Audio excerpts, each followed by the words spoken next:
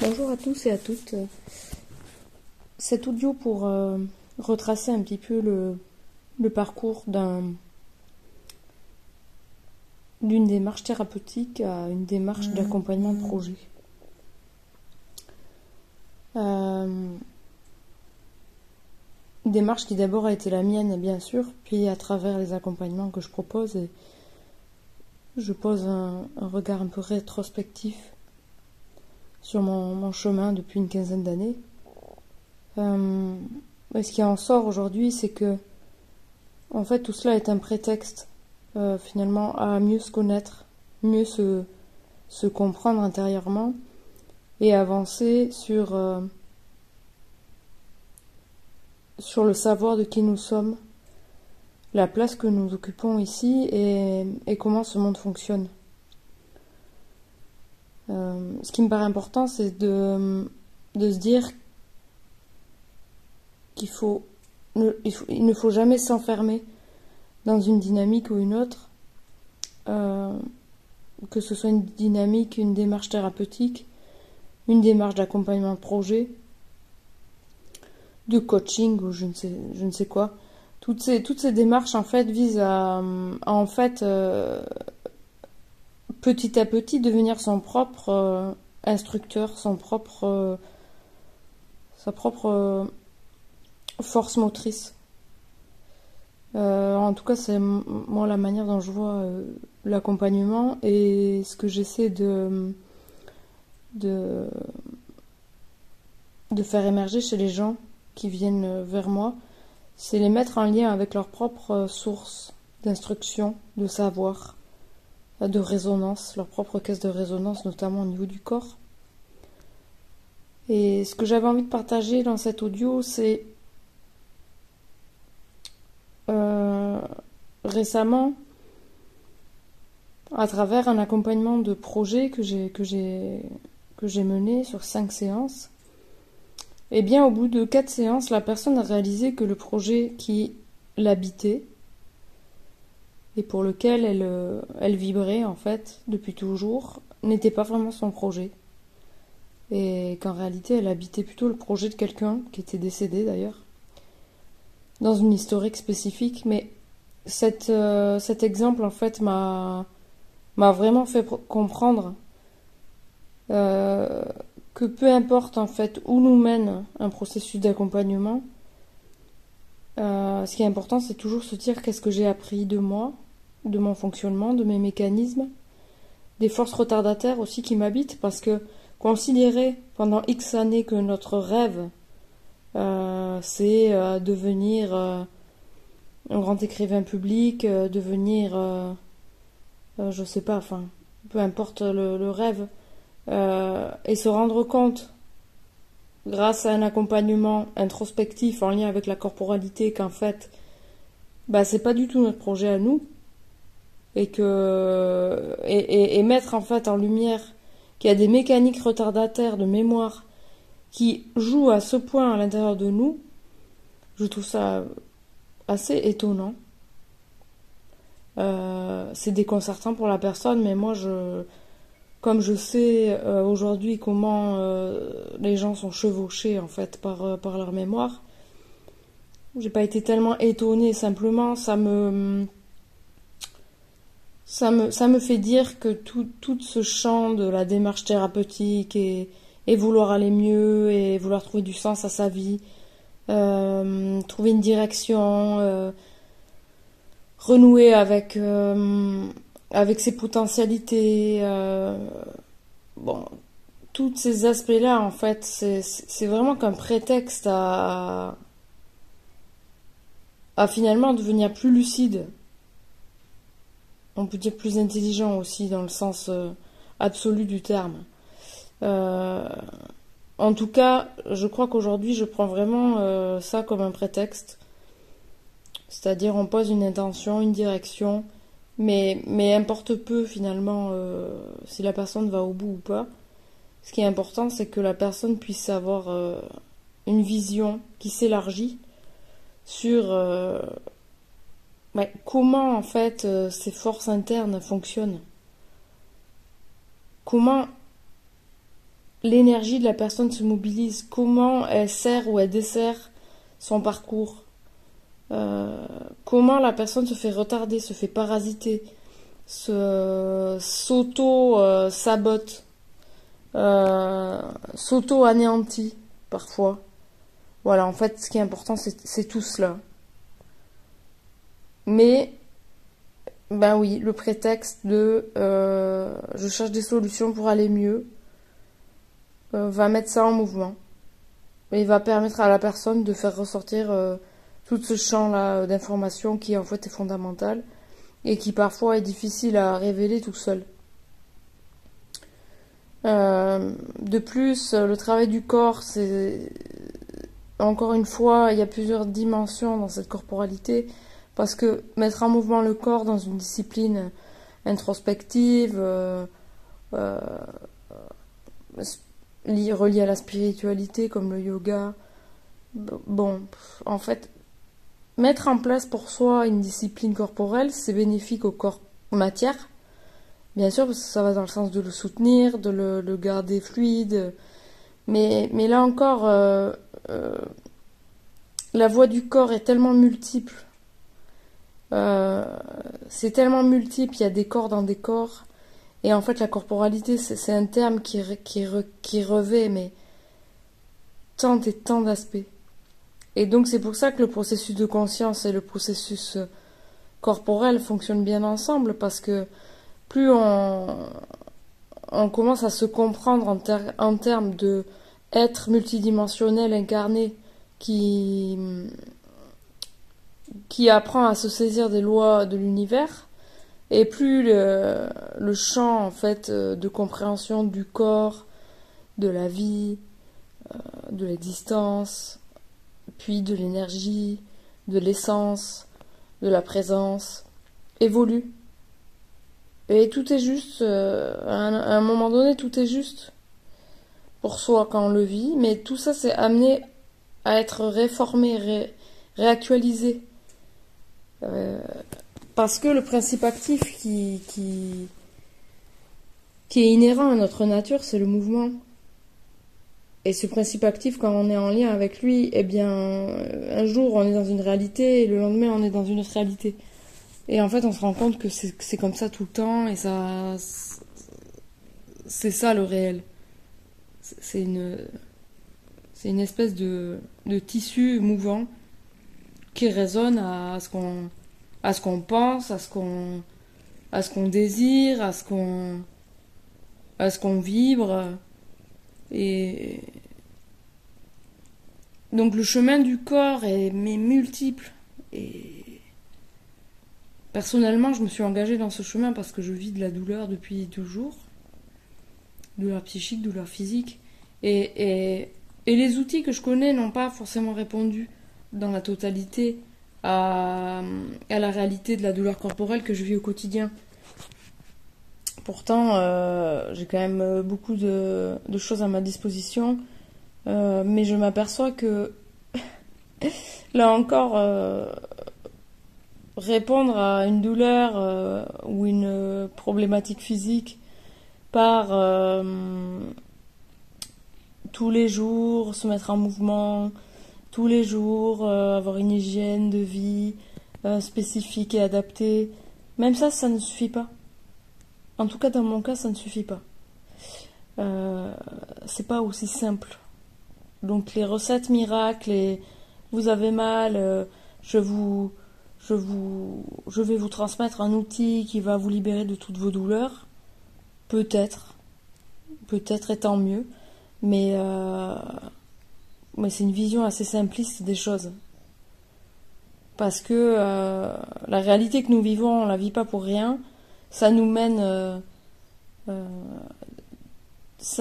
en fait dans une dynamique de vie spécifique par rapport à ce qu'on vit physiquement, psychologiquement, au niveau de l'environnement, au niveau du travail, etc. Ça nous mène dans une dynamique spécifique, singulière, qui va nous pousser en fait à à mettre des choses en œuvre pour avancer, pour se libérer, entre guillemets, pour s'offrir une vie plus fluide, plus paisible.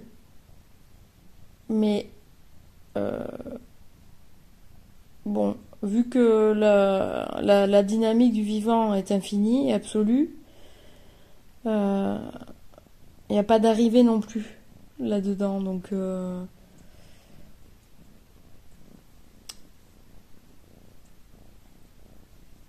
Donc c'est à un moment donné se dire bah oui, je suis un être d'absolu, multidimensionnel, créateur et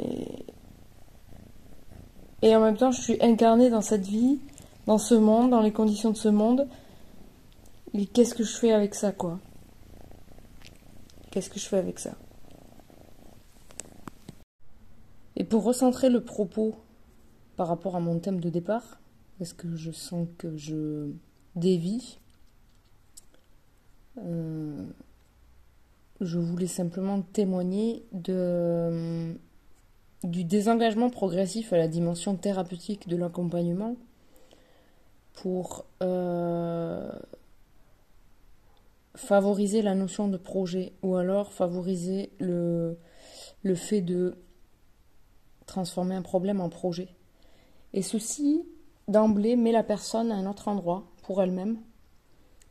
C'est-à-dire qu'elle passe d'un état un petit peu passif, où dans le champ thérapeutique pur, il y a une attente parfois de la personne envers son thérapeute, à trouver des solutions, à guérir, à libérer des mémoires. C'est le grand courant qu'on voit partout depuis une dizaine d'années. Libérer les mémoires. Mais la personne, par exemple, dans cet exemple de faire appel à quelqu'un pour se libérer des mémoires, la personne est toujours dans une forme de passivité et ne comprend jamais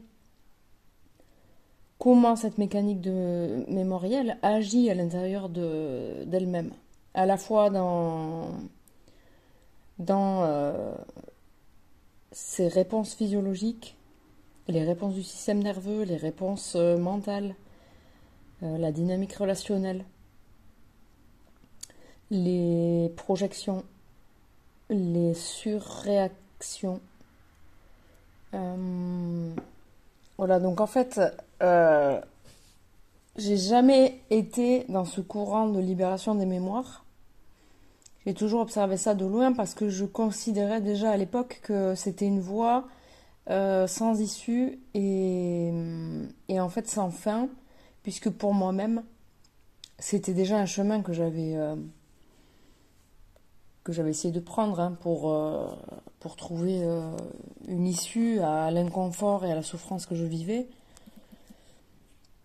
Mais en tout cas, dans mon métier d'accompagnement, ce n'est pas un aspect que je mets en évidence de suite. Et s'il y a une demande qui est formulée autour de ce phénomène de « je souhaite me libérer des mémoires », eh bien, je déploie le sujet en expliquant que ce phénomène de la mémoire est omniprésent pour l'instant chez l'être humain et que vouloir entreprendre la démarche de libérer les mémoires de manière frontale, de manière globale, sans mettre du sens ou sans mettre une dynamique d'objectif du pourquoi en fait j'ai envie de me libérer de mémoire, oui, pour aller mieux, mais voilà, c'est très vague et c'est très flou. Et la nécessité en fait de faire formuler à la personne le pourquoi, l'intention qui se cache derrière cette démarche et ce besoin formulé de se libérer des mémoires est nettement plus fondamental que la demande en elle-même. Parce que en mettant dans ce questionnement et en demandant en prenant le temps en fait de formuler l'intention et le besoin qui se situe dans cette libération des mémoires, ça permet à la personne de se questionner vraiment sur là où elle en est, où elle veut aller, ce qui lui manque, et donc de clarifier son intention finalement dans sa demande, puisque aller voir un thérapeute ou un coach ou n'importe qui fait de l'accompagnement, c'est formuler une demande et générer une alliance de co-création, un accord où la personne que vous allez voir est censée mettre en œuvre des compétences, des acquis, un vécu, qui vous permettra d'éclairer plus précisément ou d'éclairer tout court une situation que vous avez du mal à éclairer vous-même. Donc on met au service de la personne toutes ses compétences pour que la personne puisse comprendre et retrouver le chemin en toute autonomie, cette compréhension de son événementiel, puis ensuite rentrer dans sa dynamique créative. Et cette évolutivité, finalement, au cours de presque 15 années d'accompagnement, s'est donnée d'elle-même. Bien que je continue à faire de la thérapie manuelle, donc la thérapie manuelle, il y a des demandes de personnes qui sont dans la douleur physique, il y a des demandes de personnes qui sont dans des mal-être psychiques, psychologiques, il y a des personnes qui sont engagées dans le processus de l'initiation solaire parce qu'ils ont entendu ce terme et qu'ils s'y sont reconnus et qui ont besoin de points d'appui, qui ont besoin de soutien, de contacter aussi un plan de leur être qu'ils ne savent pas contacter seuls. Et il y a aussi les personnes qui vont très bien et qui viennent juste pour, à titre préventif ou simplement pour faire une expérience de bien-être, de détente, dans un intime qui leur appartient et qu'ils ne partagent pas toujours. Sachant que moi, comme je connais mon outil, je sais pertinemment que si les gens reviennent, même s'ils ne restituent pas leur expérience, ils ont forcément contacté en eux quelque chose peut-être de plus profond, de plus grand,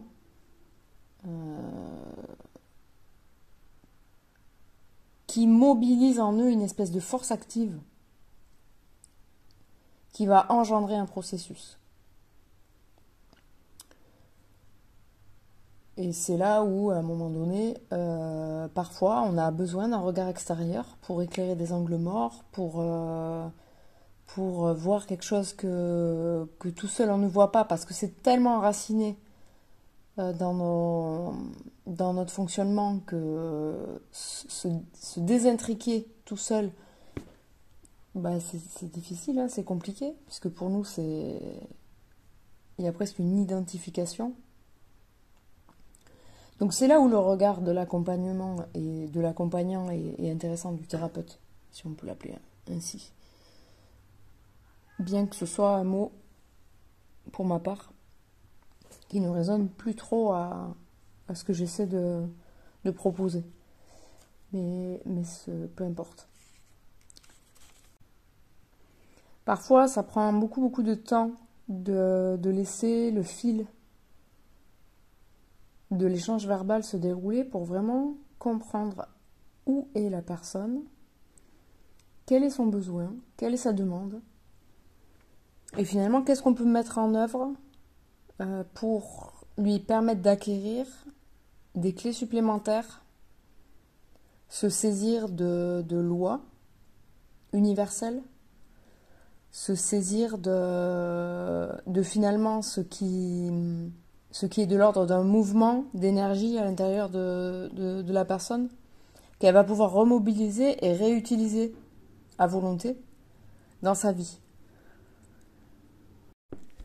Le point central d'un accompagnement réussi, c'est pouvoir, à travers ce qui a été proposé par l'accompagnant, le thérapeute, c'est pouvoir développer de nouvelles compétences de nouvelles qualités, une nouvelle forme de clarté, de puissance, de compréhension, d'ouverture aussi. Même si tout n'est pas encore saisi sur le moment, il me semble que le but d'un accompagnement, et peu importe la manière dont c'est abordé, c'est d'offrir l'opportunité d'entrevoir quelque chose de neuf pour soi et en soi. Et que cette nouveauté puisse nous apporter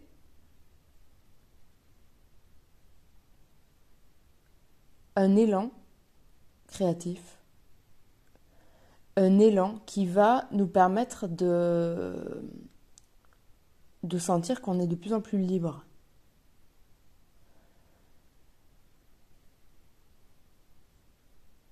Parce qu'on a été ramené finalement à notre essence. Mais cette expérience de liberté doit pouvoir être complètement comprise dans ces mécaniques. Comment j'ai fait l'expérience de me sentir libre. Et je dois pouvoir répondre à cette question sans l'intervention du thérapeute. Ce n'est pas le thérapeute qui m'a permis ça. Le thérapeute me permet d'éclairer un chemin que je vais pouvoir retrouver seul. Donc il y a une vraie notion d'autonomie dans l'accompagnement. Et c'est vrai que j'ai pu constater, surtout dans les groupes que je peux animer de manière régulière, que les personnes prennent tellement appui sur mon guidage, et comme elles n'ont pas formulé vraiment d'intention par rapport au fait de venir faire des pratiques de mouvement sensoriel ou de méditation, eh bien elles restent un petit peu dans une passivité où elles viennent faire une activité qui les enrichit, qui les nourrit, qui les soutient. Voilà, il y a plein d'aspects qualitatifs qui sont énoncés. Mais à un moment donné, quand il s'agit de devoir faire face à une situation spécifique, je m'aperçois que c'est plus compliqué pour les gens de s'appuyer sur la pratique, de s'appuyer sur les outils. Et c'est là, à un moment donné, où je me questionne sur ma posture aussi, et sur mon intention de donner des cours collectifs. Et ça fait nettement évoluer le champ d'exploration et de pratique dans lequel on veut œuvrer, parce que soit on est là pour transmettre une pratique, donner un cours, et permettre aux gens de se déposer dans notre guidance, dans notre énergie, et de se régénérer et d'en sortir mieux, plus libre, plus joyeux, plus spacieux, plus fluide, et c'est très bien. Mais là, dans cette posture-là, on ne va pas permettre à la personne de s'emparer des outils pour pouvoir les mettre à son service dans son quotidien. En tout cas, dans un service vraiment global. Pas que si j'ai une douleur, je vais faire un petit peu de mouvement pour soulager mon corps, mais comment je peux utiliser ma pratique de mouvement ou de méditation pour, à un moment donné, modifier ma biochimie parce que je suis en train de sentir que mon système nerveux s'est mis en mode adaptatif et j'ai besoin d'intervenir pour réguler quelque chose. Voilà, c'est pas du tout pareil.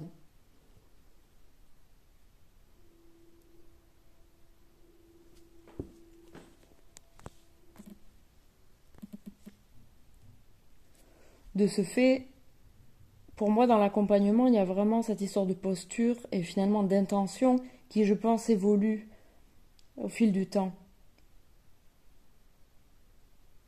Et c'est normal puisque au contact du vivant, on est forcément dans une évolutivité. Notre vision change, notre posture change. Et quand on rentre dans une forme de neutralité active,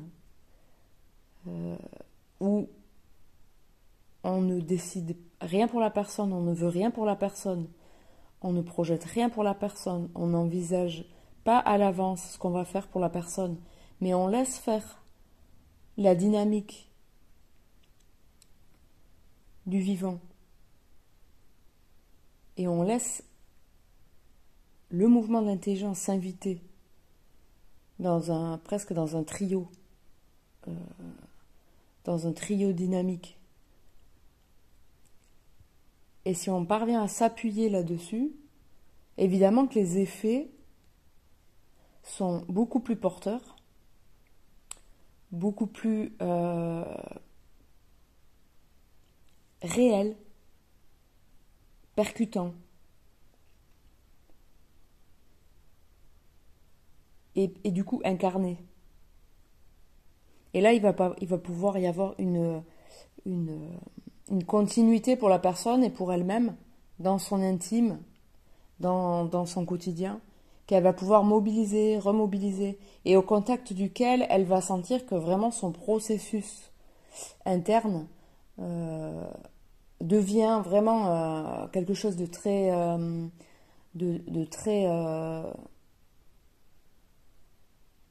proche, de très concret, et plus une espèce d'attente qu'on peut avoir parfois quand on est encore un petit peu dans la recherche de solutions, et c'est légitime, hein.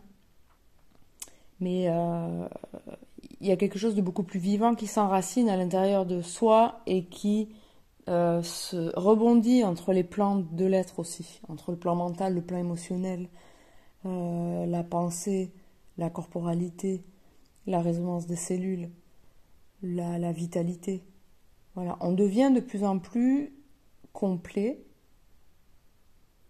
dans notre compréhension de nous-mêmes, donc on vient progressivement développer la capacité d'habiter cette fameuse multidimensionnalité de l'être.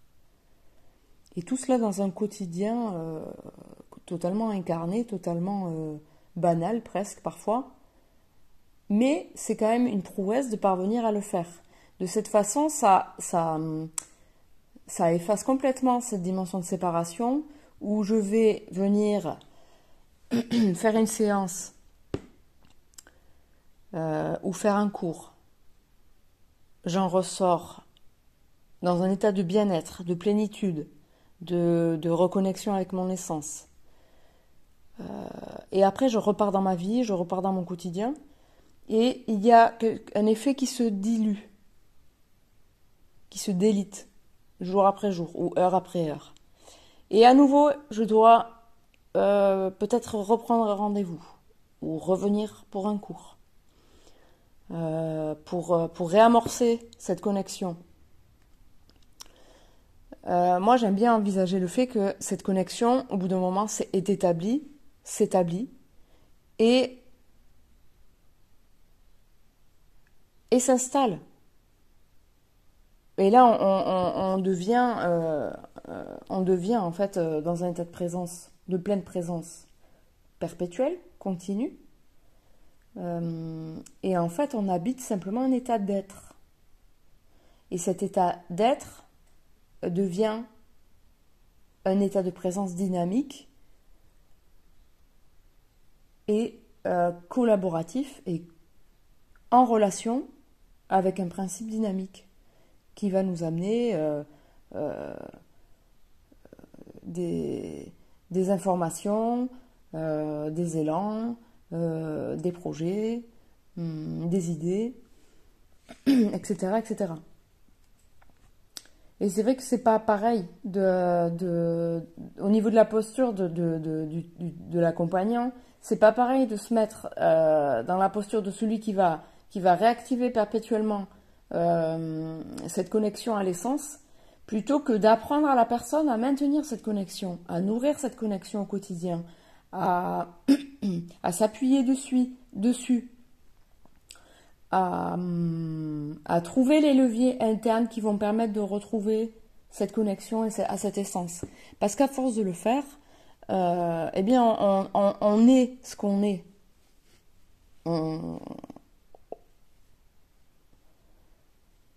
À force de le faire, on l'est, on le devient. Voilà. Et là, à ce moment-là, eh bien, forcément, il y a une autre réalité. Forcément, à ce moment-là, il y a une autre réalité qui prend le relais. Et peut-être que la démarche d'aller voir une personne pour à un moment donné débrider un endroit qu'on n'arrive pas à débrider seul, on l'appréhende d'une toute autre manière.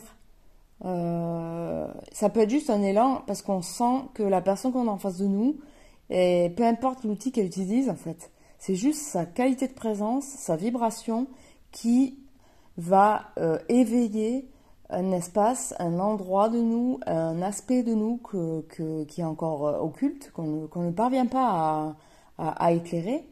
Et c'est juste la dynamique relationnelle qui va se jouer, le mouvement qui va se donner au moment du rendez-vous, qui va être éclairant, qui va être porteur. Et il ne s'agit même pas de l'outil ou de l'attente, il ne faut pas avoir d'attente. À ce moment-là, de toute façon, l'individu n'a plus d'attente. Il sait qu'il doit faire appel à telle ou telle personne pour une chose bien précise, et il a ses réponses par la suite qui vont émerger au sein de son intimité dynamique, corporelle, énergétique, vitale, où il comprendra pourquoi il a dû aller voir telle personne à ce moment-là pour éclairer tel aspect. Et là, c'est vrai que la dynamique de l'accompagnement change complètement parce que la personne qui rentre dans cette réalité retrouve une forme de puissance, retrouve une forme de lumière, reconnecte une forme d'intelligence qu'elle pressentait, mais qui parfois était tellement loin dans ses couches profondes qu'elle n'arrivait pas à aller la chercher elle-même. Et en fait, ça peut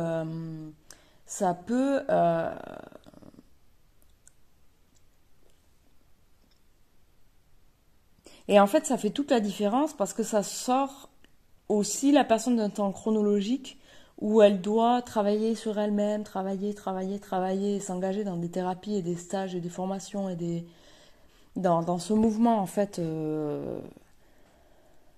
un peu vicieux où on croit qu'il y a toujours une mémoire à travailler. Je reviens sur ce phénomène de mémoire, mais il ne s'agit plus de ça.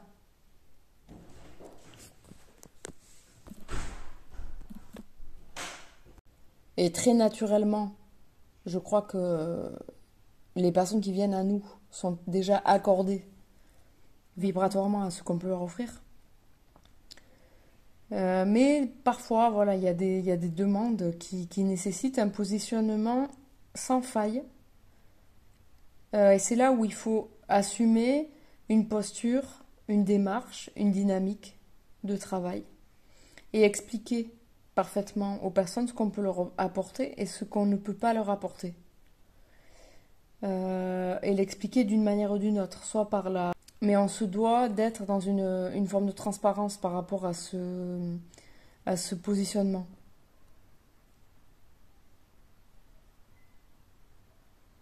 Et l'accompagnement, je vois vraiment ça comme un double mouvement, c'est-à-dire que ceux qui viennent vers nous dans une demande d'alliance, d'accompagnement, nourrissent un mouvement intérieur, en moi en tout cas, et me permettent de m'instruire intensément sur le fonctionnement humain, sur aussi un petit peu la dynamique sociétale selon les, les milieux, les univers professionnels dans lesquels les personnes œuvrent. Euh, voilà, à travers leurs récits, on apprend beaucoup de choses en fait au niveau du mouvement de la société. Et je trouve ça passionnant de pouvoir inclure vraiment de manière naturelle, finalement, ce que les personnes me racontent. Les inclure vraiment dans ma dynamique personnelle. Et, et c'est ce que je trouve formidable, c'est quand on arrive à être dans cette posture, il y a vraiment un phénomène de mise en mouvement, d'intelligence, de personne à personne, de présence à présence, de corps à corps, qui se fait. Et même si tout ne parvient pas à être nommé, pour moi, on est déjà dans une démarche collaborative d'esprit à esprit qui est naissante, qui est en train d'être identifiée, d'être perçue et qui permet aussi de sentir qu'il y a une dynamique de relation qui peut s'offrir à nous sur un autre mode. Et quand les personnes font l'expérience de ça, je pense que vraiment ça transforme leur dynamique relationnelle, ça transforme leur environnement de travail, ça transforme leur vie quotidienne, ça transforme tout. Donc ça a beaucoup d'effets finalement.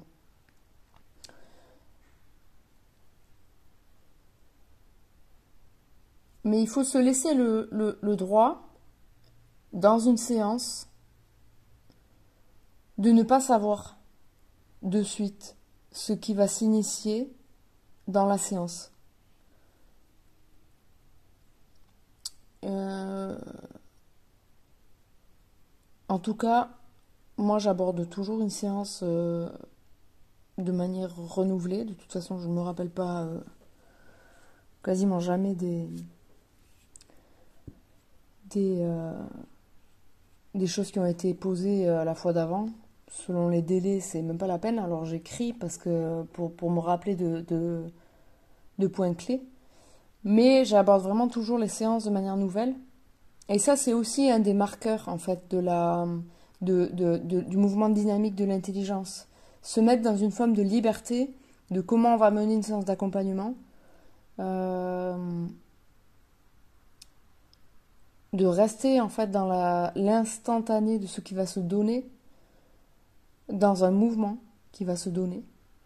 Et là, on se rapproche vraiment pour moi, de l'intelligence incarnée.